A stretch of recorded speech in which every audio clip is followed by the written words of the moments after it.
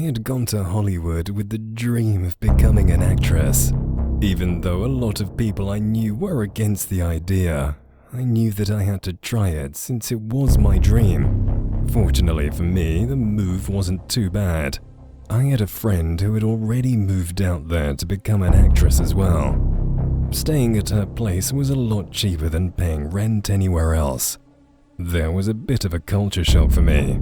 I had come from a place where most people hunted and drove trucks, to a place where most people had never touched a gun other than a prop. Still, I was really excited despite being nervous about my decision. But after a few months, my enthusiasm pretty much ran out. I wasn't able to land any acting jobs outside of commercials. My friend wasn't any better off, so like her, I had to make ends meet by working at a cafe like so many others trying to make it in Hollywood. Then one day, through a friend who went to the same acting class I did, I was told about a small production company looking for an actress. And by luck, I had the exact qualification they were looking for. I was a redhead with freckles. You would think that in a place like Hollywood, they would just use hair dye and makeup to create that look. But I guess the producer of the film wanted the real thing.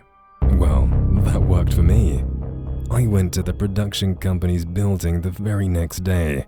I was excited at first, until I saw how dumpy the place looked on the outside.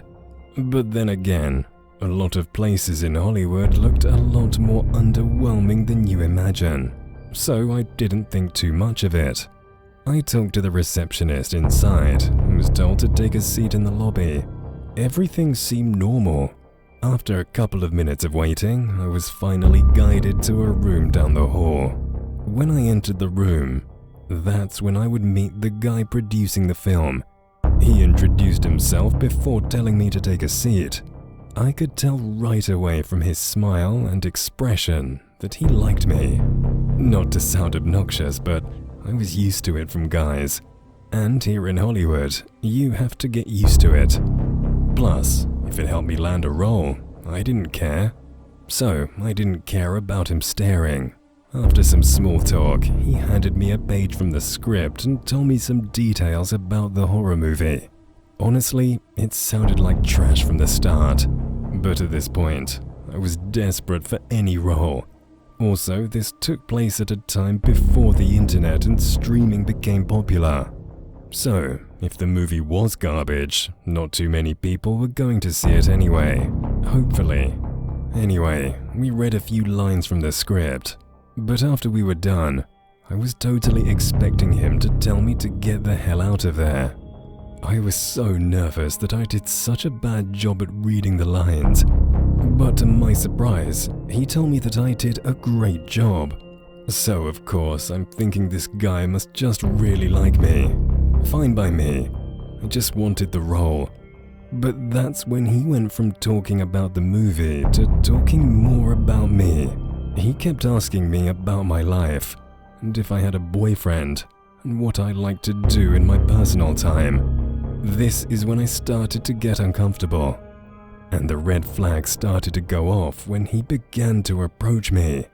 He sat on the edge of his desk right in front of me and started to talk about how only the determined would make it in Hollywood, and that the reason some succeed while others fail is because some were willing to do whatever it took. Soon after, he looked me straight in the eye and asked if I was one of those people who were willing to do what it took. That's when I started to feel sick to my stomach. Even though I came from a small town, I knew exactly what he was trying to do. A lot of people think when they talk about casting couches in Hollywood or the entertainment industry that there is an actual couch in the room. There wasn't. It was just a desk and 2 chairs in that room. But there were, however, 2 other doors aside from the one I entered that must have led to other parts of the building. Regardless, I wasn't interested in finding out. Even though I was desperate for a role, there was no way I was going to stoop to doing what he was suggesting. I politely told him that I wasn't interested, nervously got up from my seat and started to walk to the door.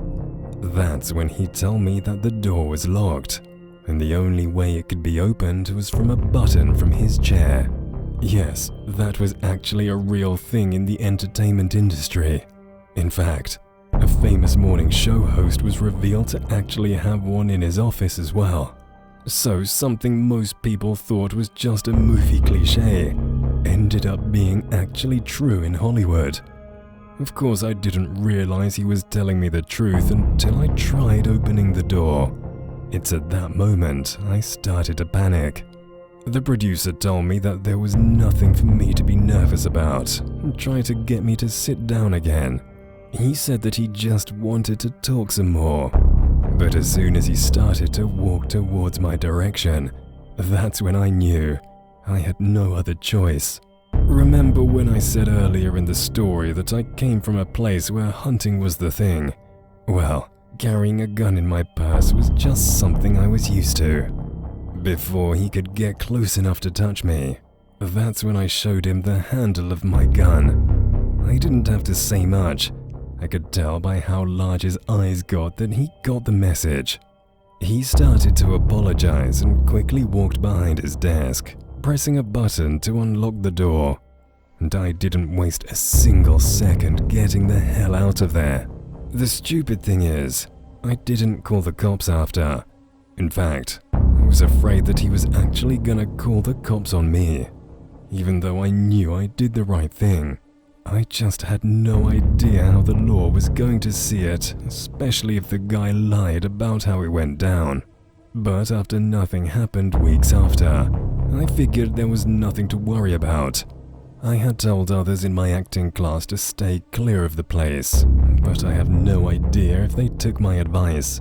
Had the internet been around at the time, I would have definitely spread the message. But it was a different time. The company has since gone out of business, but the guy, he still continued to work on small projects here and there. Despite me living a few more years in Hollywood after that incident, I never really landed any big roles in any film or TV show. But despite that, I never once questioned my decision that day.